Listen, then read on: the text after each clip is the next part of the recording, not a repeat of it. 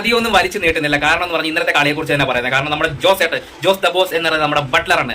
എന്നാ കളിയാ കളിച്ചത്. കാരണം പുള്ളി ഫോമിലല്ല എന്ന് പറയും. പക്ഷേ ഫോമിലാകുവാണെങ്കിൽ സെഞ്ചുറി അടിച്ചിട്ടേ മടങ്ങും. അത് നോട്ട് ഔട്ട്. കാരണം RCBക്കെതിരെ അതുപോലെ ആയിരുന്നു, നോട്ട് ഔട്ട്, സെഞ്ചുറി അടിച്ച് ഫോമായി. ഇപ്പോഴും അതുപോലെ സെഞ്ചുറി അടിച്ച്.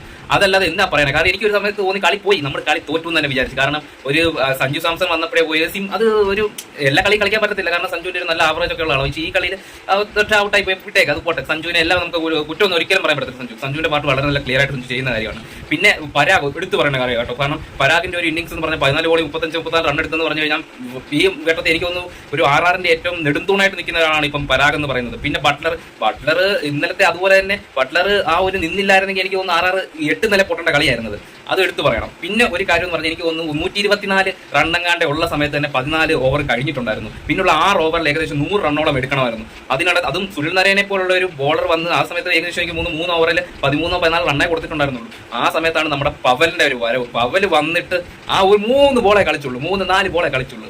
ശരി കളിക്കുവാണെങ്കിൽ 4 ബോൾ, മൊത്തത്തിൽ 13 ബോൾ 26 റണ്ണാണ് എടുത്തിട്ടുണ്ടായിരുന്നത്. അത് 4 ശരിക്കും പറഞ്ഞാൽ സുനിൽ നരേന്റെ ഓവറാണ് അവിടുന്ന് കളി മാറ്റി തുടങ്ങിയത്. കാരണം പവലിന്റെ ഹിറ്റ് അതുവരെ ആരും അടിക്കാത്ത ഒരു സുനിൽ നരേ ആരും അങ്ങനെ ജോസേട്ടൻ തന്നെ വേർക്കായിരുന്നു അടിക്കാൻ. ആ സമയത്താണ് പവൽ വന്നിട്ട് ജോസേട്ടൻ 2 6 സുനിൽ നരേൻ 2 6ഉം ഒരു 4 അടിച്ചങ്ങോട്ട് അങ്ങോട്ട് പട്ടിച്ചു തുടങ്ങിയത് പൂരം. അവിടെ നിന്ന് പിന്നെ ഒറ്റയ്ക്ക് അങ്ങ് ഒരു ഏറ്റെടുക്കുകയായിരുന്നു ജോസേട്ടൻ.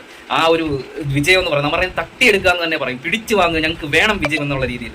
എന്തായാലും അതുപോലെ എല്ലാവരും കളിച്ചു. ഏകദേശം എനിക്ക് തോന്നുന്നു ഹിറ്റ്മെയർ വന്ന ഫസ്റ്റ് ബോളിൽ തന്നെ ഔട്ടായി. അപ്പം തന്നെ ഞാൻ ഒന്ന് ഡൗൺ ആയിരുന്നു കേട്ടോ. ദൈവം ഈ കളി പോയി എന്ന് വിചാരിച്ചു. എന്തായാലും വിജയിച്ചു. ഇനി ഒരു 2-3 കളിയും കൂടെ അടുപ്പിച്ച് വിജയിച്ചു കഴിഞ്ഞാൽ ഡയറക്റ്റ് നമുക്ക് ഫൈനലിലേക്ക് കൊണ്ട് കിട്ടും. അത് അങ്ങനെ ഫൈനലിൽ എത്തിയാൽ മതി എന്ന് മാത്രമേ എനിക്ക് ആഗ്രഹമുള്ളൂ. ഒരു രാജസ്ഥാനാണ് എൻ്റെ ഫേവറേറ്റ് ടീം. ഞാൻ അതുകൊണ്ട് തന്നെ രാജസ്ഥാനെ കുറിച്ച് നല്ലതായിട്ട് സംസാരിക്കും.